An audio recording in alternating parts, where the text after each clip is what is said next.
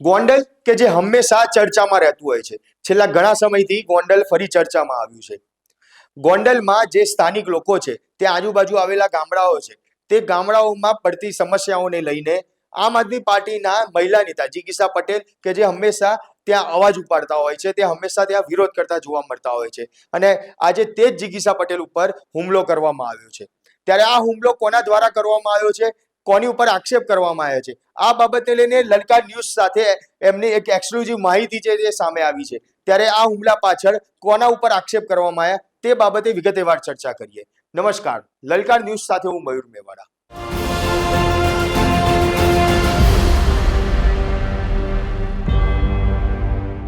ગોંડલમાં આમ આદમી પાર્ટીના મહિલા નેતા જિગીસા પટેલ કે જે ઘણા સમયથી ચર્ચામાં રહેલા છે.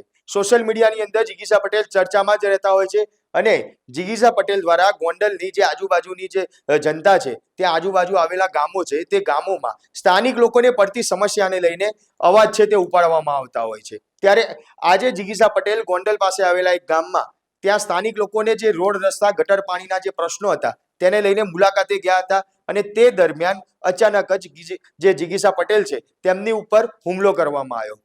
એક ટોળું આવ્યું જેમાં મહિલાઓ સહિતનું આ ટોળું હતું. તે ટોળા દ્વારા જિગીસા પટેલ ઉપર અચાનક હુમલો કરી દેવામાં આવ્યો. તેના વિડીયો છે તે વિડીયો પણ સામે આવ્યા છે. ત્યારે આ હુમલા પાછળ મુખ્ય કાવતરું ઘડનાર કોણ છે તેને લઈને એક્સક્લુઝિવ માહિતી લલકાર ન્યૂઝ પાસે આવી છે. જિગીસા પટેલ સાથે તેમના જે સાથીદાર હતા તે સાથીદાર દ્વારા આ જે પોલ છે તે પોલ ખોલવામાં આવી છે.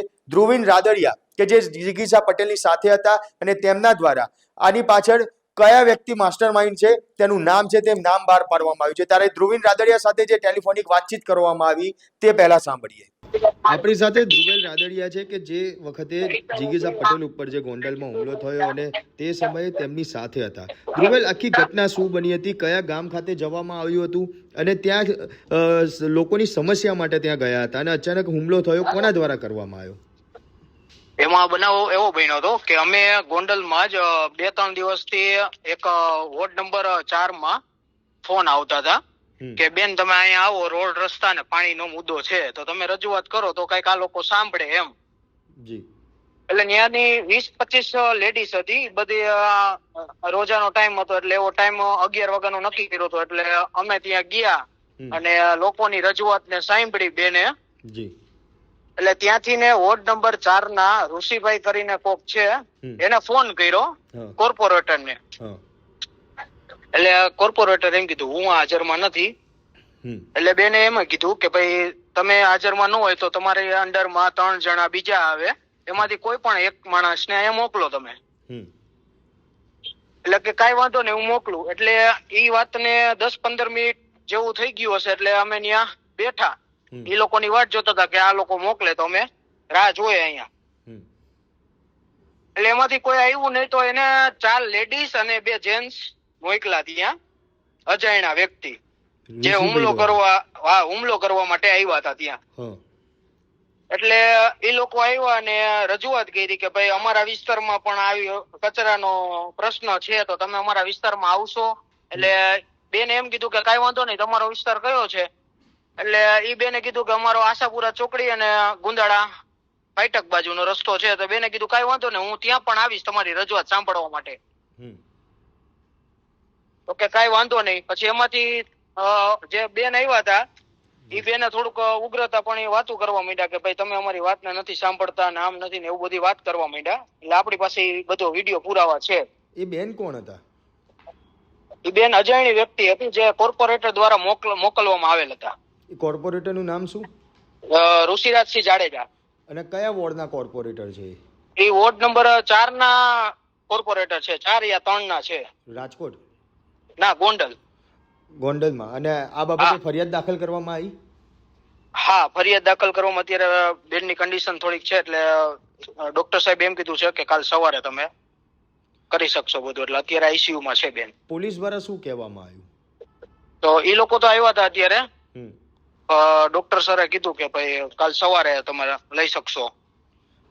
અચ્છા, જિગીસાબેન ને ઈજાઓ ક્યાં ક્યાં પહોંચી છે? માથાના ભાગમાં, આંખની ઉપરની સાઈડ અને ગાલ ઉપર, અને હાથમાં વિખોડિયા ભરી લીધા છે. અચ્છા, કેટલા લોકો આવ્યા હતા એવું કઈ? ઈ 4 લોકો હતા અને 2 જેન્ટ્સ હતા. અને હાલમાં હવે પોલીસ દ્વારા જે ફરિયાદ દાખલ કરવાની વાત કરવામાં આવી છે, તો જ્યારે પોલીસ આવી ત્યારે તેમનું વર્તન ને યોગ્ય હતું કે કઈ રીતનું હતું? પોલીસનું વર્તન યોગ્ય નહોતું. હા, ઈ પક્ષ બાજુ ખેંચાતી હોય એવું લાગે છે મને. કયા પોલીસ સ્ટેશનની હદમાં આ બનાવ બન્યો? કઈ પોલીસ આવી? ગોંડલ પોલીસ સ્ટેશનની હદમાં આવે છે. ગોંડલ તાલુકા? હા. એના અધિકારી આવ્યા હતા કે ખાલી રાઇટર કે આવ્યા હતા? નહીં, અધિકારીઓ આવ્યા હતા. અચ્છા, આ બાબતને લઈને હવે કોઈ ઉચ્ચ અધિકારી સાથે મુલાકાત કે એવું કઈ કરવામાં આવશે? એ તો હવે સવારે ખબર પડે કઈ રીતે શું કરવું. તો આગામી રણનીતિ શું રહેશે આને લઈને, એ કઈ નક્કી કરવામાં આવ્યું છે? આગામી તો હવે આમાં યોગ્ય પગલા લેવામાં આવે. હા, બાકી તો હવે બધું. અચ્છા, આમ આદમી પાર્ટીના બીજા કોઈ મોટા નેતાઓ હજી સુધી આયા ખરી ત્યાં? ઈસુદાન ગઢવી હોય કે પછી? હા, બધા સાથે કોલમાં વાત થઈ ગઈ છે. હા, બધા કોલમાં વાત થઈ ગઈ. ઈસુદાનભાઈ ગઢવી સાથે, મનોજભાઈ સાથે, ગોપાલભાઈ સાથે, બધા સાથે વાત થઈ ગઈ છે.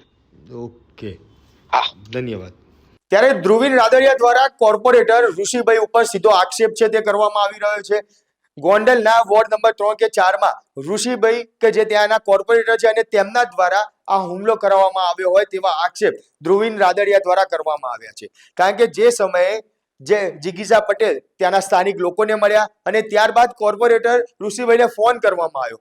ફોન કર્યો ત્યારે એવું બહાનું આપવામાં આવ્યું કે હું અત્યારે બહાર છું, આવી નહીં શકું.